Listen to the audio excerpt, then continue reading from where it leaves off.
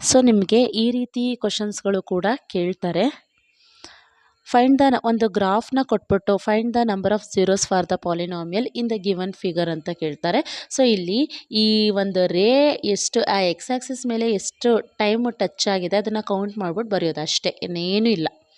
In the given graph the coordinates of the point A.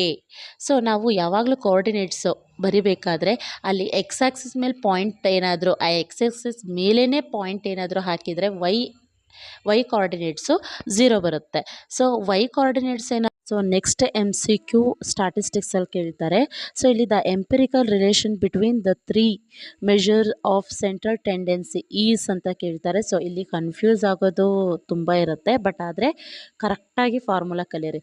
ಯಾವಾಗಲೂ ಕೂಡ 3 median is equal to mode plus 2 mean ಆಗಿರುತ್ತೆ. So formula. So next ಇನ್ಯಾವ ರೀತಿ questions ಕೇಳ್ಬೋದು ಇಲ್ಲಿ, ಒಂದು ಈ ರೀತಿ ನಂಬರ್ಸ್ ಕೊಟ್ಟಿರ್ತಾರೆ, ದ ಮೀಡಿಯನ್ ಆಫ್ ಸ್ಕೋರ್ಸ್ ಅಂತ ಅಂದ್ಬಿಟ್ಟು. ಫಸ್ಟು ನಾವು ಕೊಟ್ಟಿರುವಂಥ ನಂಬರ್ಸು ಡಿಸೆಂಡಿಂಗ್ ಆರ್ ಅಸೆಂಡಿಂಗ್ ಆರ್ಡ್ರಲ್ಲಿ ಬರ್ಕೋಬೇಕು.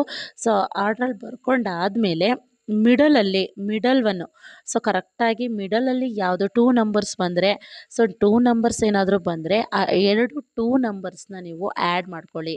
ಆ್ಯಡ್ ಮಾಡಿಕೊಂಡು 2 ಇಂದ ಡಿವೈಡ್ ಮಾಡಿ. ಸೊ ನಮಗೆ ಮೀಡಿಯಮ್ ಸಿಗಿರುತ್ತೆ. ಸೊ ಅಕಸ್ಮಾತು ನಮಗೆ ಓನ್ಲಿ 1 ನಂಬರ್ ಸಿಕ್ತು, ನೀವೇನು ಡಿವೈಡ್ ಮಾಡಬೇಡಿ, ಅಲ್ಲಿ ಏನು ಬರುತ್ತೋ ಅದನ್ನೇ ಬರೆದ್ಬಿಡಿ. ಈಗ ಮೀಡಿಯನ್ ಬದಲು ನಿಮಗೆ ಮೋಡ್ ಕೇಳ್ತಾರೆ. ಸೊ ಮೋಡ್ ಅಂದ್ರೇನು, ಯಾವುದು ಹೈಯೆಸ್ಟ್ ರಿಪೀಟೆಡ್ ನಂಬರ್ ಆಗಿರುತ್ತೆ ಅದೇ ನಿಮಗೆ ಮೋಡ್ ಆಗಿರುತ್ತೆ. So answer is 5.